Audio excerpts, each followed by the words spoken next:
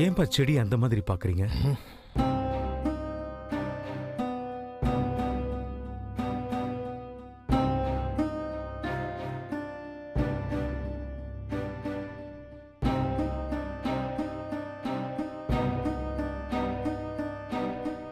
செடிய பார்த்து யோசிச்சுக்கிட்டு இருக்கேன். இந்த செடிக்கு நாம தண்ணி ஊத்தி வளர்க்கிறோம், அதுக்கப்புறம் உரம் போடுறோம், இதோட மண்ணை கிளறி விட்டு சரி பண்ணி விட்டு இது நல்லா வளர தேவையான உதவிகள் செய்யறோம். பொதுவா நாம செடிகளை அவ்வளவு அக்கறையா பார்த்து பார்த்து வளர்க்குறோம்னா அது நமக்கு பலன் கொடுக்குங்கிறதுனால தானே. ஆனா இங்க தலையெழுத்தே வேற மாதிரி இருக்கே ஈஸ்வர் சார். என்கிட்டேந்து மரத்தையே பறிக்கிறாங்களே, நான் எங்க பழத்தை பத்தி யோசிக்கிறது? அப்பா அப்பா, நீங்க ஏன்பா என் மேல இவ்வளவு கோபமா இருக்கீங்க? அப்பா, நான் செஞ்ச தப்பெல்லாம் நான் இப்ப உணர்ந்துட்டேன்ப்பா. அதனாலதான் இங்க வந்திருக்கேன். நீங்களே பாத்தீங்கல்ல, நான் இந்த வீட்ல ஒருத்தர் விடாம எல்லாருமே என் மேல விருப்ப காட்டுறாங்க. இருந்தாலும் நான் இங்கேயே தான் இருக்கேன். ஏன்? எதுக்காக? உங்களுக்காக தான்ப்பா.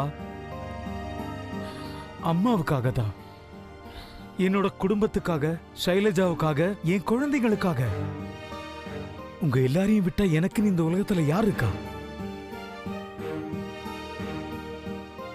அப்பா, உங்ககிட்ட நான் ஒரே ஒரு விஷயம் கேட்கிறேன். நான் உங்களுக்கு பெரிய குற்றவாளியா இல்ல சைலஜாவுக்கும் இந்தருக்குமா? இந்தரால என்ன மன்னிக்க முடியுது, உங்களால மட்டும் ஏன் முடியலன்னு சொல்லுங்கப்பா. அப்பா ப்ளீஸ், என்னை என் குடும்பத்தோட சேர்ந்து வாழ அனுமதிங்க.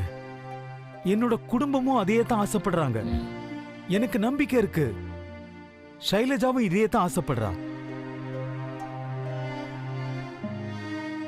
ஆனா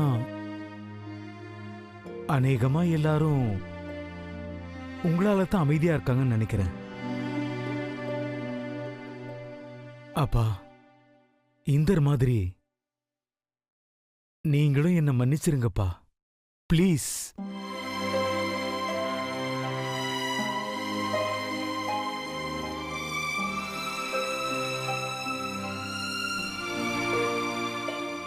இந்த நேரத்துல இந்தரும் ஷைலஜாவும் இதத்தான் ஆசைப்படுறாங்கன்னா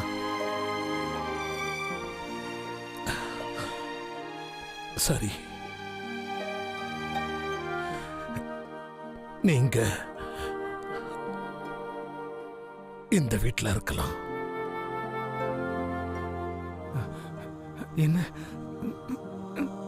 நிஜமாவ சொல்றீங்க? நான் இந்த வீட்டில் இருக்கலாமா? அப்படின்னா நீங்களே என்ன மன்னிச்சிட்டீங்களாப்பா? ஒரு விஷயத்தை நல்லா ஞாபகம் வச்சுக்க. தப்பி தவறி கூட என்ன அப்பான்னு கூப்பிட்டுடாத. இப்பவும் நான் உனக்கு அப்பா கிடையாது. நீ இந்த வீட்ல இந்தருக்கும் அப்பர்ணாவுக்கும் அப்பாவா மட்டும் இந்த வீட்ல இருக்கலாம். ஷைலஜாவோட புருஷங்கிற முறையிலேயே இருக்கலாம். ஆனா என் பிள்ளைங்கிற உரிமை உனக்கு என்னைக்குமே கிடையாது. அந்த உரிமையை நான் கொடுக்க மாட்டேன்.